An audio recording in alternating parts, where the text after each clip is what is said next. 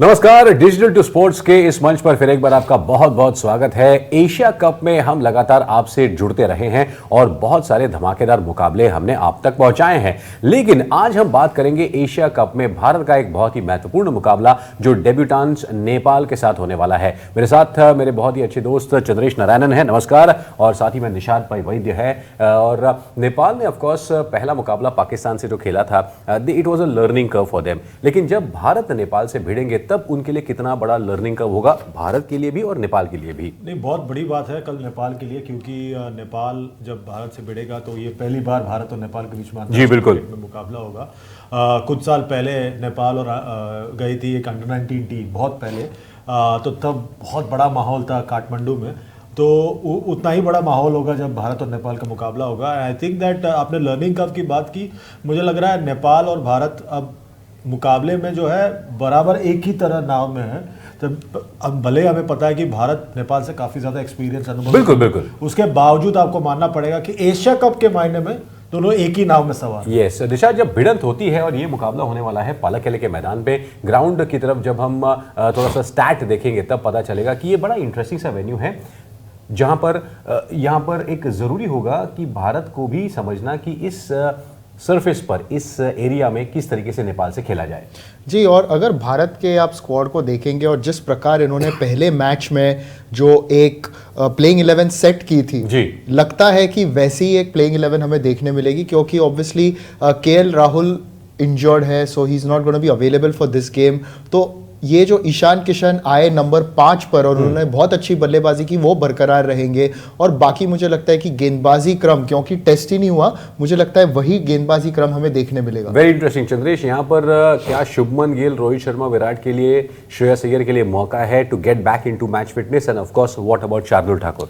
शार्दुल ठाकुर, मुझे लग रहा है जैसे निषाद ने कहा कि भारत वही 11 खिलाएगा, ठीक है, ज्यादा आप छेड़खानी करना नहीं चाहोगे, तो इनके पास मौका है कि ऐसे मैच में अपना फॉर्म वापस हासिल करे और थोड़ा गेम टाइम मिले, वो बहुत कम हुआ है भारत के लिए। और क्योंकि वनडे क्रिकेट इतना कम हो गया, तो जितना गेम टाइम मिले तो उतना अपने समेट लेना चाहिए, अपने, मतलब आप कह रहे हैं कि लपेट लेना चाहिए। बिल्कुल। और यहाँ पर अगर हम गेंदबाजी की जो बात करें, क्योंकि भारत और पाकिस्तान का मुकाबला निषाद वाज वॉश्ड आउट, गेंदबाजी के लिए कितना इंटरेस्टिंग होगा? क्या पहले भारत गेंदबाजी लेके पहले ही टेस्ट करे, या फिर let the batters also have some time after winning the toss? जी, अभी शायद जिस प्रकार से पहले मैच में हमने देखा कि जो टॉप ऑर्डर थोड़ी लड़खड़ आई थी, क्या पता वो यही करेंगे जो पाकिस्तान ने पहले मैच में किया था कि टॉस जीत के आप बल्लेबाजी करो, जो नेपाल के सामने है, क्योंकि आप चाहेंगे कि आपके बल्लेबाजों को टाइम मिले। मगर at the same time Nepal ये भी देखेंगे कि पिछले बार जब 50 ओवर एशिया कप हुआ था 2018 में, भारत ने हांगकांग के सामने पहले बल्लेबाजी की थी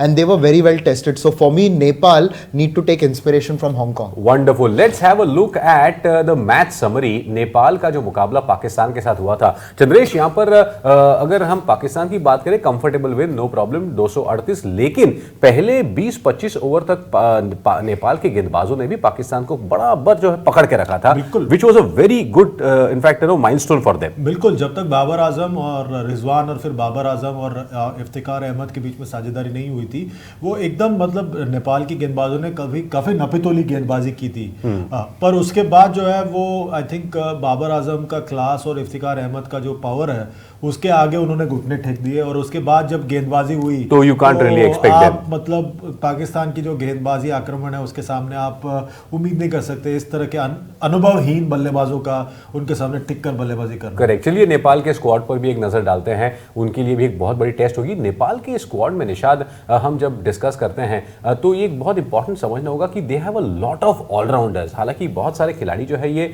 काफी समय से खेल रहे हैं, लेकिन कुछ खिलाड़ी जो है these are also good one. For example अगर हम थोड़ा सा नीचे जाएं तो कुशल मल्ला है, साथ ही में गुलशन झा है और ललित राजवंशी, इन्होंने काफी अच्छा इंप्रेस किया है, साथ ही में दीपेंद्र आयरी ने भी। तो it's going to be interesting situation for them, but they have to come out stronger.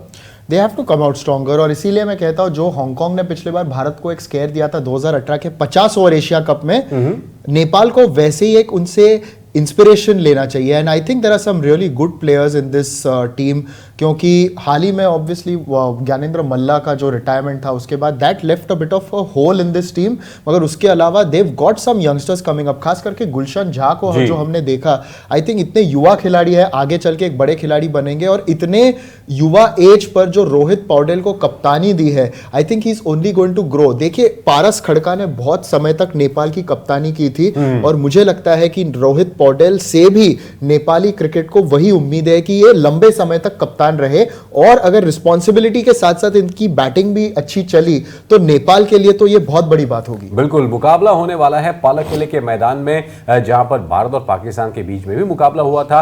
बहुत ही इंटरेस्टिंग ग्राउंड है, हालांकि बारिश कैसे पैन आउट होती है चंद्रेश वो हम देखेंगे, बट पिछले 10 मुकाबलों की बात करें वनडेज की पालक किले में, तो the average first inning score has now come down to 269 and if you want to win batting first it's 283।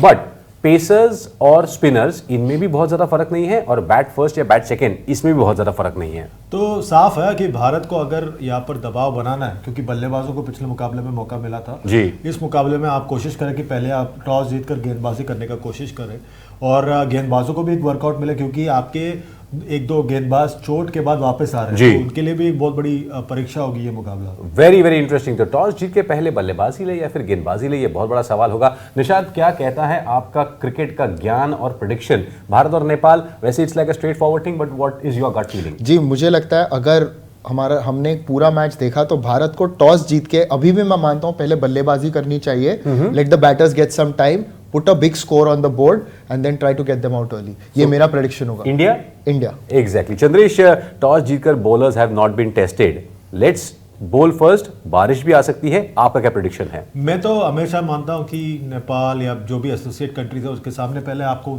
उनसे बल्लेबाजी करवानी चाहिए जी। और गेंदबाजों को एक परीक्षा का मौका होता है, आप उन पर दबाव बनाएं और मैच जल्द से जल्द समेटने का आप कोशिश करें।